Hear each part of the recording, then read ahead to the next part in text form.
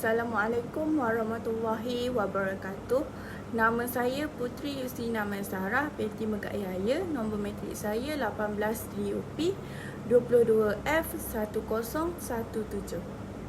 Assalamualaikum warahmatullahi wabarakatuh. Nama saya Nurul Fatihah binti Hamzani. Nombor matrik 18 DUP 22F1005. Okey, dan nama saya Muhammad Faris bin Mazuki. Nombor matrik 18 DUP 22F1015. Assalamualaikum warahmatullahi wabarakatuh. Nama saya Farhana binti Alias. Nombor matrik 18 DUP 22F1030. Okey, dan sebagai pengenalan, kami ingin memperkenalkan produk kami, iaitu Laksasa Utara. Produk kami ini dikeluarkan pada 2 Mac 2023. Produk kami ini yang berasaskan laksa yang digoreng dan disalut dengan serbuk keju.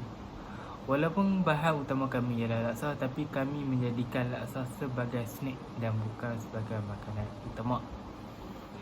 Pembungkusan untuk produk kami ini sangat istimewa kerana kami menggunakan tak untuk dijadikan sebagai packaging kami.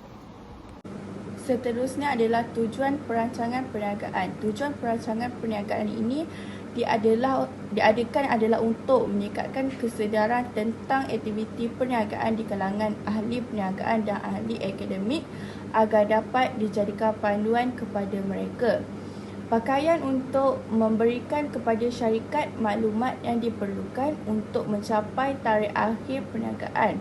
Di samping itu, matlamat perniagaan ini adalah untuk meningkatkan institusi kewangan untuk mengubah dasar mereka tentang kewangan.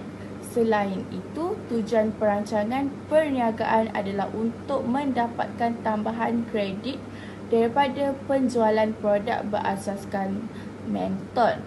Tujuan penyediaan pelan perniagaan ini juga adalah untuk membantu orang awam menilai potensi perniagaan masa kini dan potensi ganjaran. Untuk strategi perniagaan, kami mengelaskan kepada dua, iaitu visi dan misi. Untuk visi kami menarget untuk memuaskan pelanggan dengan memberi mereka makanan yang lazat dan istimewa. Dan untuk misi kami pula, kami menyediakan servis yang terbaik kepada para pelanggan dan ingin menjadi tumpuan utama dalam menghasilkan kudapan yang enak. Maklumat am perniagaan. Dalam maklumat am perniagaan, terdapat beberapa maklumat penting tentang perniagaan yang ditunjukkan dalam jadual seperti berikut. Hal ini bagi memudahkan pelanggan untuk memahami dengan lebih pantas dan ringkas. Perkara yang terdapat dalam maklumat am perniagaan adalah seperti berikut, iaitu nama perniagaan, nombor pendaftaran, alamat, nombor telefon, email, jenis perniagaan, aktiviti perniagaan, tarikh perniagaan didaftarkan, tarikh perniagaan dijalankan, nama bank, nombor akaun bank, jumlah pembiayaan modal dan jumlah keseluruhan modal. Bagi maklumat am pemilikan perniagaan pula, terdapat 4 orang rakan kongsi dalam perniagaan ini dengan jenis pemilikan adalah perkongsian. Berikut disertakan butiran rakan kongsi dan juga pegangan modal mereka. Seterusnya, analisis SWOT perniagaan, iaitu analisis kekuatan. Yang pertama, penerokaan awal lokasi baharu membuka peluang pasaran yang optimum dan lebih meluas. Contohnya, lokasi perniagaan kami ialah di Politeknik Syed Sirajuddin, iaitu dalam Kamsis Politeknik. Yang kedua, harga dan kualiti produk perlulah selari dengan pesaing lain disebabkan perbandingan oleh pelanggan. Contohnya, harga yang berpatutan mengikut kesesuaian kualiti yang ditawarkan. Okey. Yang ketiga, pengukuhan hubungan dan jalinan baik melalui penggunaan media sosial terkini. Contohnya, jalinan hubungan yang kuat dengan pelanggan. Seterusnya ialah analisis kelemahan. Kos permulaan perniagaan yang tinggi dapat melambatkan pertumbuhan di masa hadapan. Contohnya, keluarkan modal sesama rakan perniagaan. Yang kedua, Benda yang baru bertapak di dalam perniagaan memerlukan tempoh masa yang lama untuk dikenali ramai. Contohnya, berusaha membina kekuatan benda baru melalui akses meluas dari jaringan media sosial. Contohnya Facebook, TikTok, Instagram, persaingan yang sengit disebabkan ramai lagi yang jual barang makanan ringan. Okey, di sini berusaha membuat promosi melalui media sosial, memberi gift yang membeli produk kita. Analisis ancaman. Yang pertama, produk raksasa boleh menjadi trend pada masa kini jika rajin mempromosikan produk. Contohnya, merebut peluang trend semasa kini dengan memenuhi permintaan pengguna yang sentiasa bergerak dengan pantas.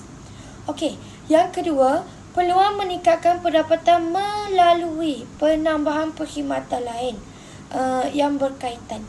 Contohnya, strategi mencipta kelainan penawaran melalui produk.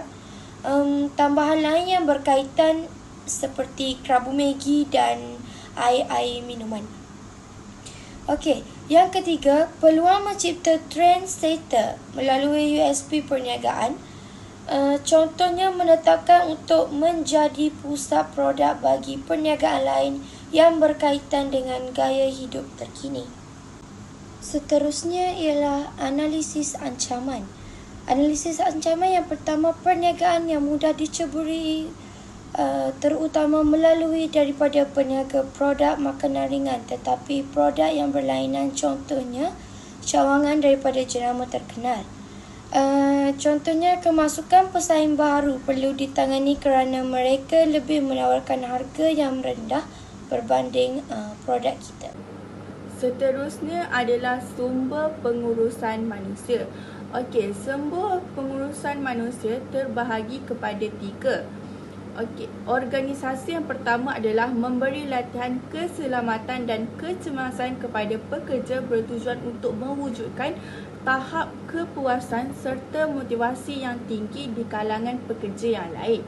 Okey, yang kedua adalah memberi kursus latihan kepada pekerja baharu untuk meningkatkan prestasi dan kualiti di samping memenuhi keperluan dan kepuasan mereka. Akhir sekali adalah menyediakan peluang untuk berbincang masalah antara satu sama lain untuk pendekatan yang boleh mencabar pemikiran. Contohnya, dalam 1 minggu tu, kami membuat satu perjumpaan untuk meluahkan apa-apa masalah ataupun memberikan cadangan-cadangan untuk peningkatan pembaharuan di dalam bisnes kami ini. Seterusnya, struktur dan fungsi organisasi. Yang pertama, memberikan hubungan yang jelas tentang tugasan masing-masing. Yang kedua, memberikan penjelasan kedudukan masing-masing di dalam struktur kerja. Yang ketiga, memberikan kejelasan tentang huraian tugasan masing-masing. Yang keempat, mendorong kreativiti anggota masing-masing. Yang kelima, mendorong pertumbuhan perusahaan. Seterusnya ialah Laksasa Utara telah meletakkan beberapa jawatan dan tanggungjawab, iaitu sebagai pengerusi ialah harus mengawal selia organisasi perniagaan supaya berjalan dengan lancar. Seterusnya, memastikan semua pekerja syarikat melaksanakan tanggungjawab. Seterusnya, bagi jawatan operasi, ia membuat pembelian bekalan bahan mentah dan merekod stok. Ia juga mengawal perjalanan operasi perniagaan agar berjalan dengan lancar. Seterusnya, kewangan. Kewangan ini menyediakan belanjawan tahunan perniagaan dan menyediakan laporan kewangan perniagaan. Ia juga mengurus penggunaan sumber perniagaan. Selain itu, jawatan pemasaran juga melakukan kajian pasaran bagi mengenal pasti kehendak pasaran. Ia juga membangunkan pelan pemasaran bagi setiap tahun. Berdasarkan jadual di atas, pengiraan gaji dan ganjaran dibuat berdasarkan jawatan dan tarafnya serta peranan tugas yang digabungkan. bagi ketiga-tiga pekerja yang terbabit dengan merujuk kepada Carta Organisasi Perniagaan. Gaji diberi hanya kepada pekerja dengan taraf jawatan tetap, manakala jawatan dengan taraf separuh masa pula hanya diberi allowance tugas sahaja.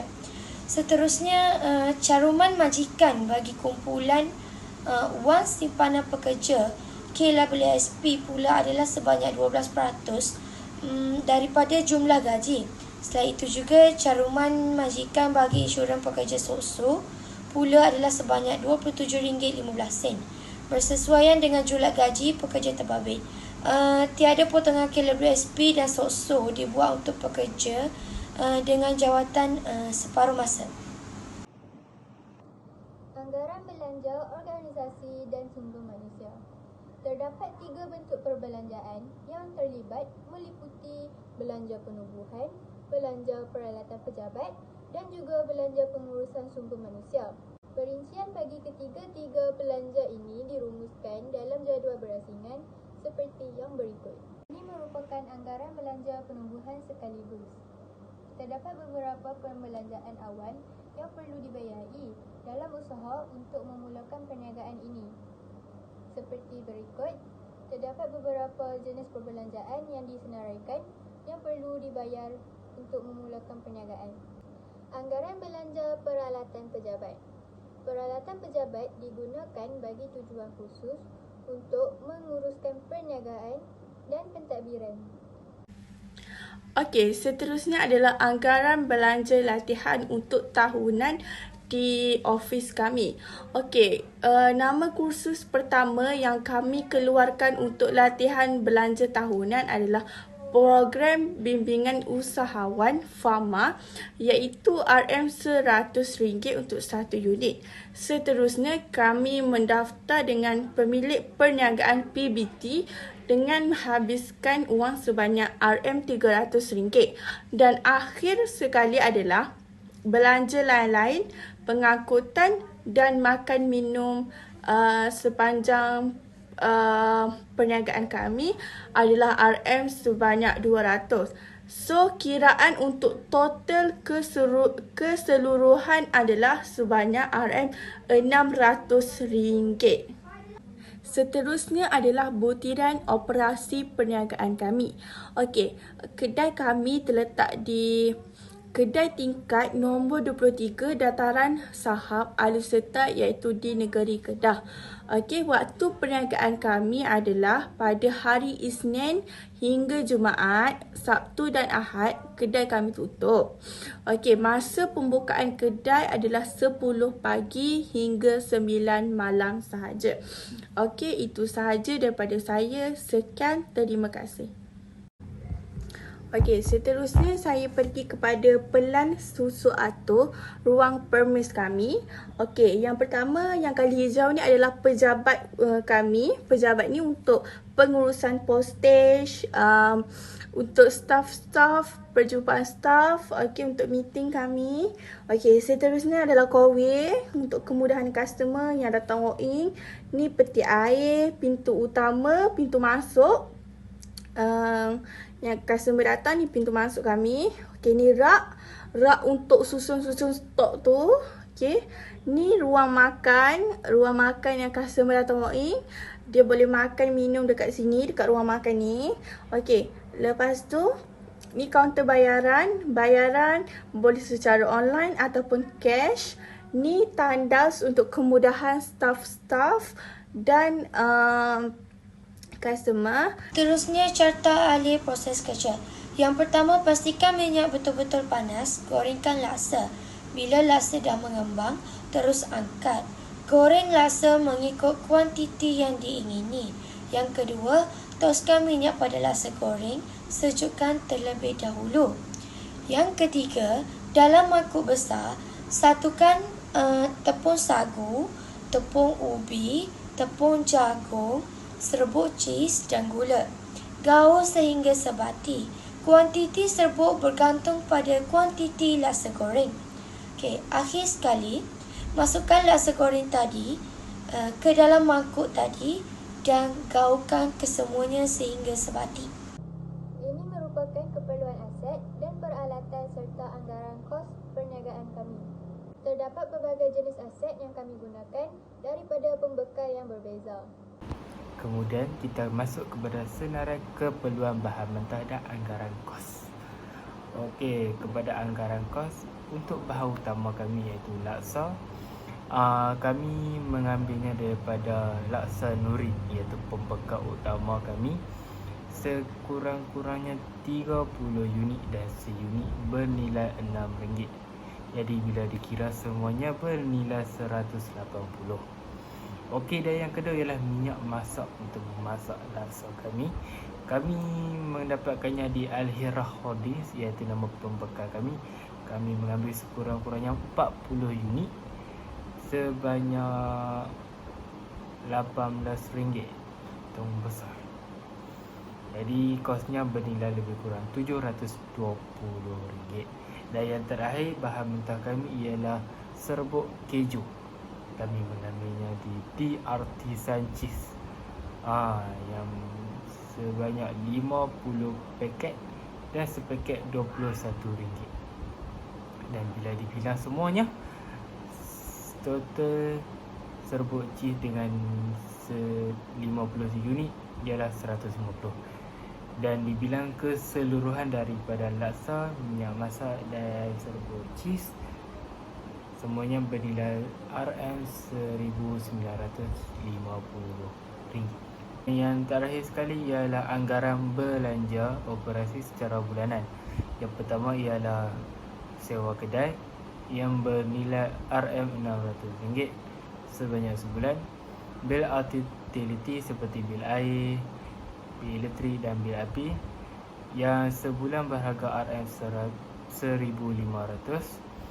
Dan bayaran berkaitan laksasa seperti yang digambarkan sebelum ni iaitu RM1,950 sebanyak sebulan dan jumlahnya sekali RM4,050.